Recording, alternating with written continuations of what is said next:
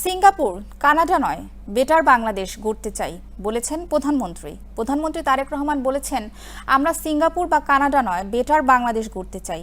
কক্সবাজারের স্থানীয় একটি অভিজাত হোটেলে প্রধানমন্ত্রী এই কথা বলেন। প্রধানমন্ত্রীর জন্য সকলকে ঐক্যবদ্ধভাবে কাজ করার আহ্বান জানান। তিনি বলেন, আমরা প্রায়শই শুনতাম বাংলাদেশকে আমরা সিঙ্গাপুর বানিয়ে ফেলবো, বাংলাদেশকে আমরা কানাডা বানিয়ে ফেলবো, বাংলাদেশকে অমুক বানিয়ে ফেলবো।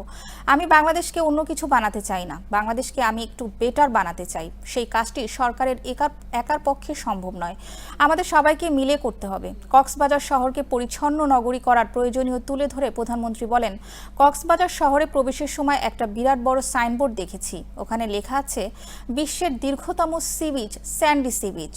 আপনারা সকলে মিলে কক্সবাজারের প্রতিনিধিত্ব করছেন। এই কক্সবাজারকে সঠিকভাবে তুলে ধরতে আপনাদের সবাইকে কিন্তু এগিয়ে আসতে হবে।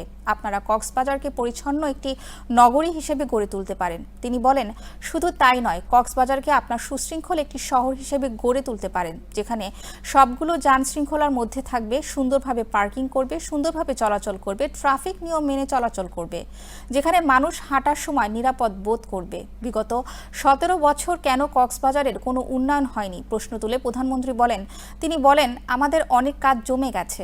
দেশকে পরিবর্তন করতে হলে, দেশকে একটা ভালো জায়গায় নিয়ে যেতে হলে, মানুষের ভাগ্যের পরিবর্তন করতে হলে আমাদের অনেকগুলো কাজ করতে হবে। কক্সবাজার বিমানবন্দরকে আন্তর্জাতিক বিমানবন্দরে রূপান্তর করা, কক্সবাজারে মেরিন বিশ্ববিদ্যালয় স্থাপন করার কথাও বলেন প্রধানমন্ত্রী।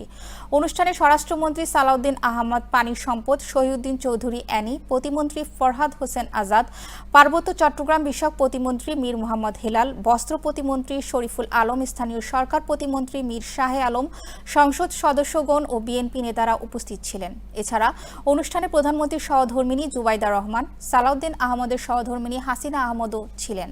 পরে প্রধানমন্ত্রী নিজে গাড়ি চালিয়ে মেরিন ড্রাইভ সড়ক ঘুরে দেখেন। রাত 12:15টার দিকে বিমানে ঢাকার উদ্দেশ্যে রওনা হন প্রধানমন্ত্রী।